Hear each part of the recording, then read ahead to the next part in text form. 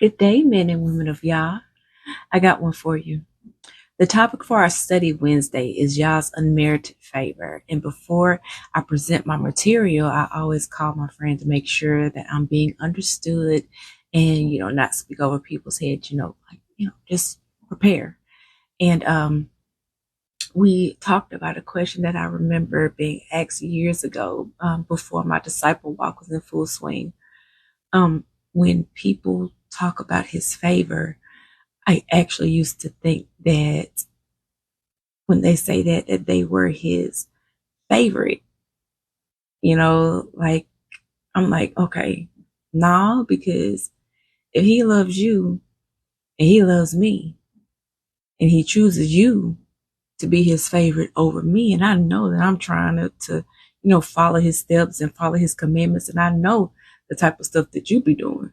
So you can't be for real. So you can't possibly be his favorite. Yeah, me being a little judgment. But it took an elder to tell me, no, he doesn't have a favorite. By this time, I am so confused. And the messed up part about it is that they didn't even care to explain to me what that meant. So what is it? What's the difference in favor and favoritism? I am so confused. I thought it was the same thing. I am so confused. So it took some maturing and experience to understand fully what it meant. I'm going to go deep for a second. It took me having to go through some ups, some downs, some highs, some lows, some serious soul searching and soul reconstruction. Spiritual surgery, if you will, to be done by the great physician himself, for him to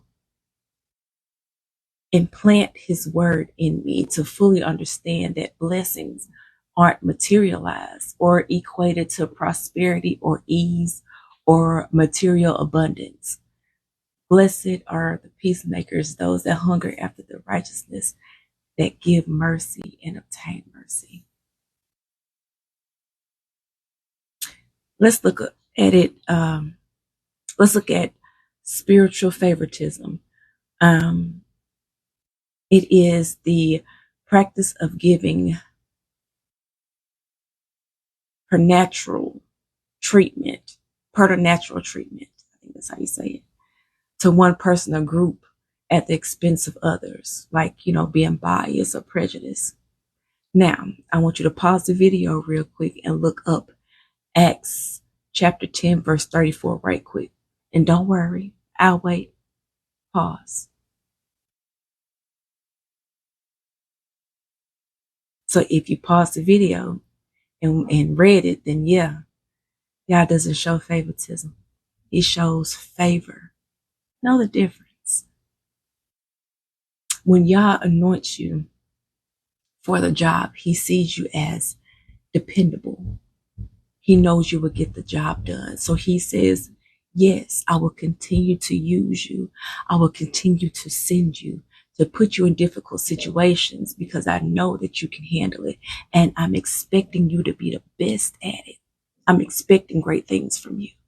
I'm putting you in situations you ain't even qualified for, but I put you there because I know that you can do it.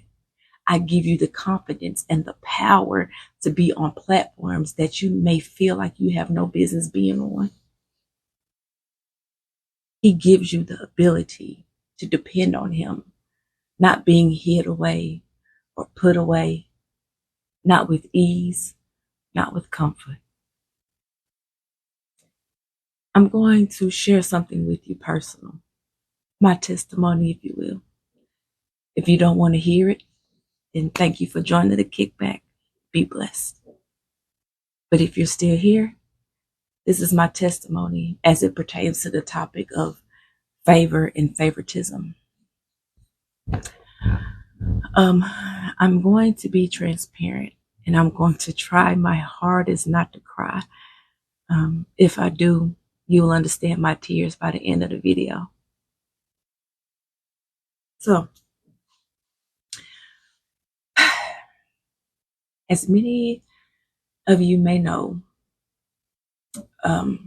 Father healed me from the horrible disease of leukemia, cancer, earlier this year. I battled for a little over 3 years, and during that battle, I experienced some good days, some bad days, worse than worse, pain indescribable. I couldn't see the light at the end of the tunnel, but I tried to keep the faith, to stay positive. Some associates that I became cool with during my regular chemo treatments were being cured, being healed left and right. And I couldn't understand why. I mean, I prayed. I went to church when I had the strength. I tithed. I had a prayer life. So I'm not understanding why would he heal them? Those that didn't have, I thought, me, that they didn't have as good of a relationship with the Father as I did. But he healed them and not me. But yet I kept the faith. I stayed posting content on the podcast when he moved me to. I ministered every day at the hospital that I worked at, regardless of how exhausted or how fatigued I was. And I just couldn't understand it. I almost gave up hope.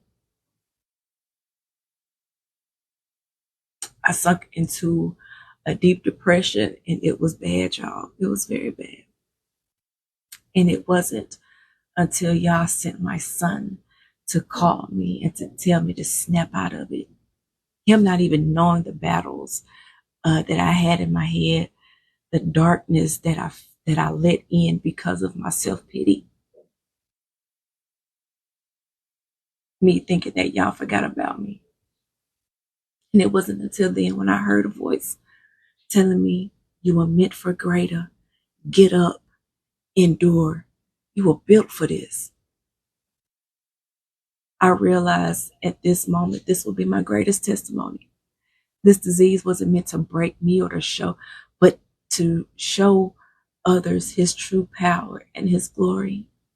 He's using me, the woman with the issue of blood, an imperfect person, willing to be utilized, willing to be a vessel, a sacrifice, regardless of my past and my personal issues and inadequacies. He's using me to demonstrate his power. He chose me. Why? Because I was the person for the job. He knew I would represent him well and keep spreading the gospel. And I had more faith then than I've ever had in my whole entire life. And I told y'all I would witness a miracle, a disease that was meant to take me out, y'all. It's not a cure. There's no cure for it, so they say. I'm healed. I'm not cured. I'm healed. He healed me. My doctors couldn't believe it. They had to see it for themselves, for real, for real. And because of my obedience, he healed me and charged me with sending his people right back to him. I will forever give him all the glory. I will forever give him all the praise. And I won't stop. I can't. Because I love him and I want to do what he has for me to do. Period. So no. Because he healed me doesn't mean that I'm better than anyone else, nor does it makes me his favorite. It means he showed me favor.